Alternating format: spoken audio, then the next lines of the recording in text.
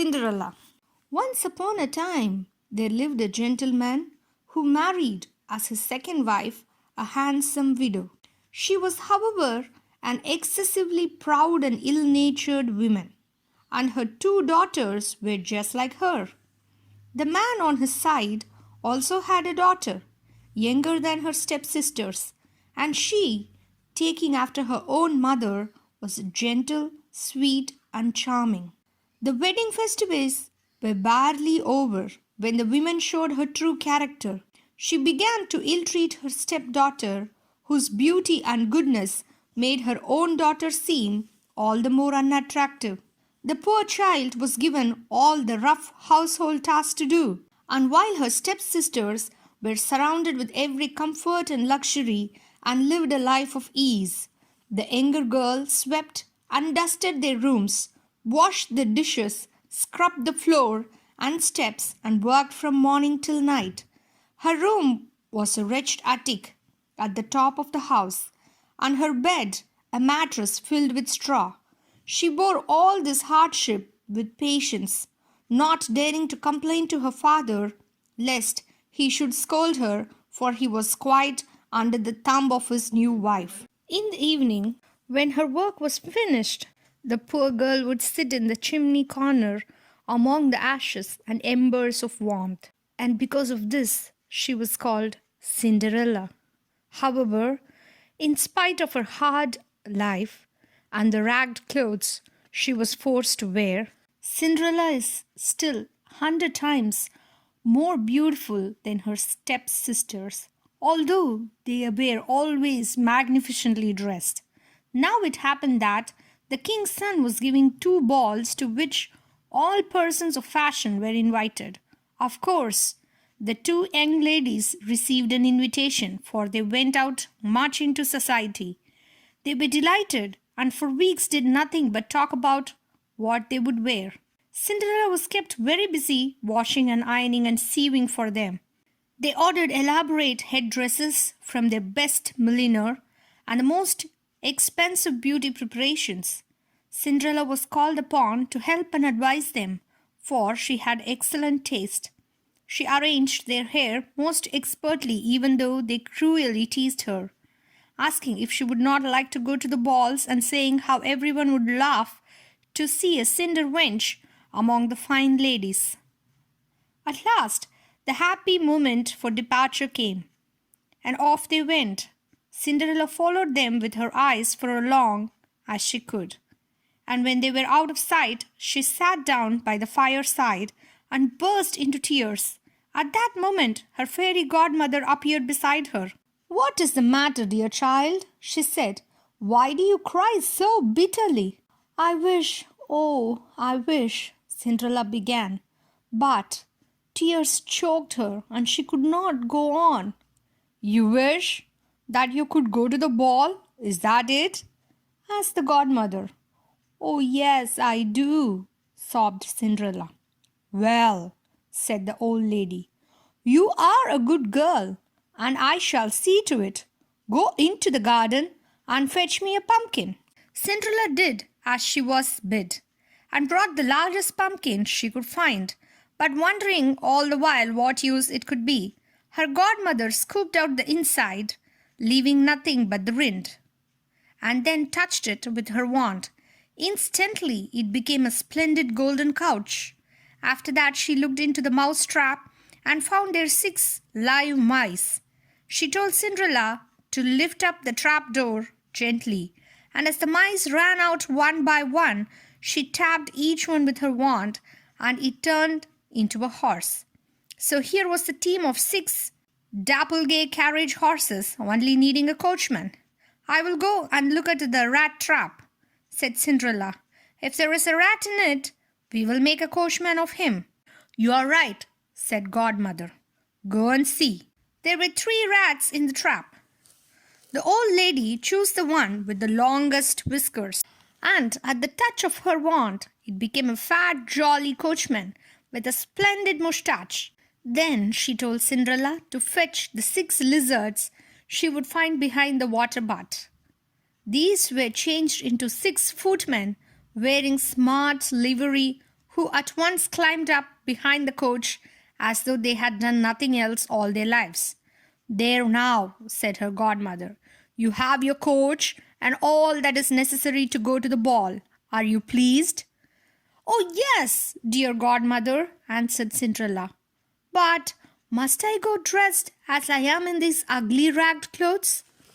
Her godmother only just touched Cinderella with her wand, and in an instant her rags became a beautiful ball gown made of cloth of gold and silver and all sparkling with jewels. The old lady then gave her a pair of exquisite little glass slippers to put on. And now Cinderella got up into the coach, ready to set out for the palace. But before she left, her godmother solemnly warned her to be home before the clock struck 12.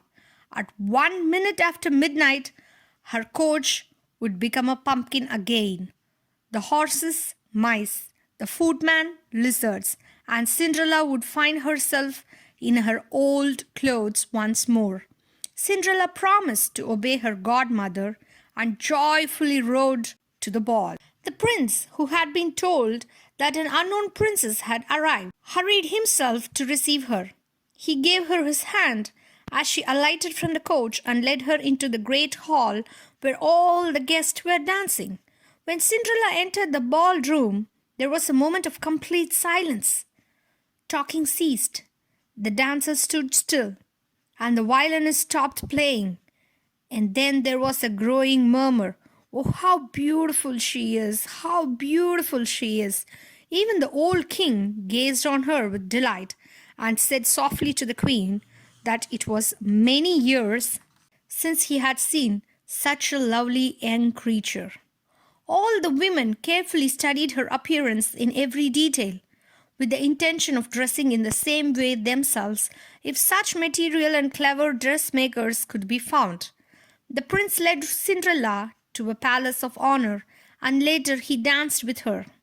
A splendid supper was served, but the prince was lost in admiration of her grace and beauty that he could eat nothing. Cinderella went and sat with her sisters and was most gracious and pleasant, even sharing with them fruit that the prince had given her. This kindness astonished them, for they did not recognize her. Then Cinderella heard the clock strike 11 3/4. She got up and made a curtsy to the company and quickly left the palace.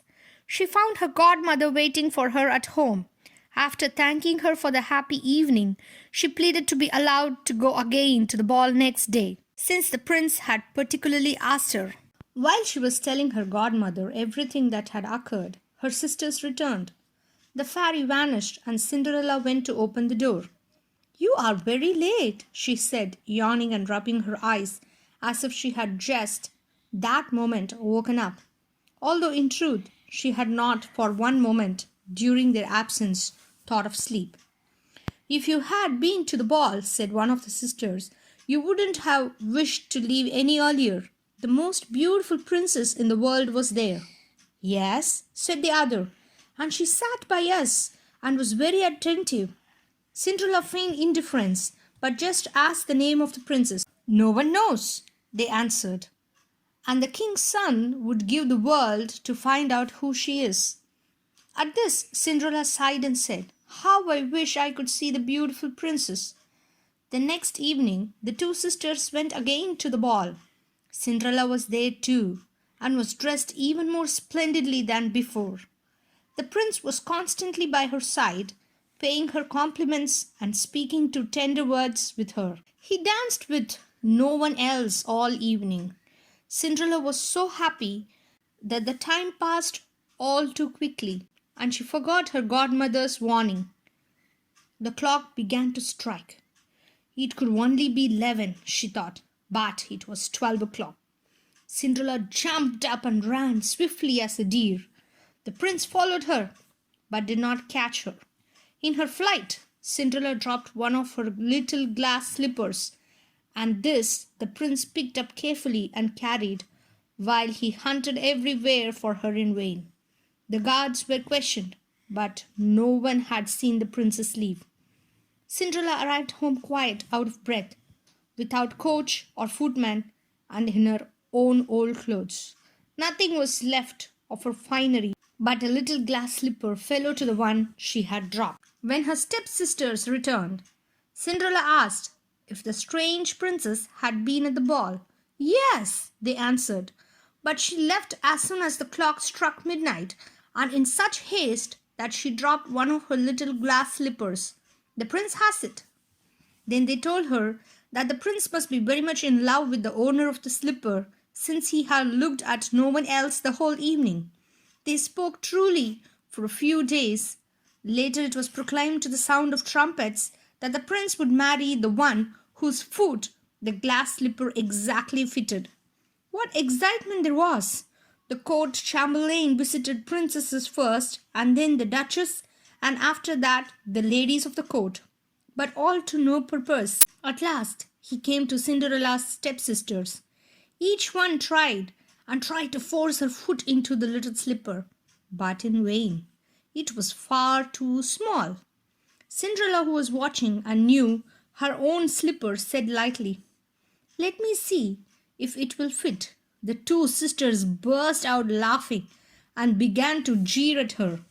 But the chamberlain, looking at her closely, saw that she was very pretty, and he said he had orders that all girls should try on the slipper, and it was only right that she should have her chance. So he made Cinderella sit down and hold out her foot, and the little slipper went on easily and fitted as perfectly as if it had been molded to her foot in a wax. The stepsisters were astonished, but they were even more astounded when Cinderella took the other slipper from her pocket and put it on. At that moment, her fairy godmother appeared, and with a touch of her wand, changed Cinderella's rags into more magnificent clothes than any she had worn before. Then the stepsisters knew that Cinderella was the most beautiful princess they had seen at the ball. They fell on their knees before her to beg forgiveness for their harsh and unkind treatment. She raised them up, and as she kissed them, said that she forgave them with all her heart, and she hoped they would always love her. Cinderella was conducted to the prince. Their wedding took place the very next day. Then Cinderella, who was as good as she was beautiful, brought her sisters to the palace and soon married them to the two noble men of the court. The end.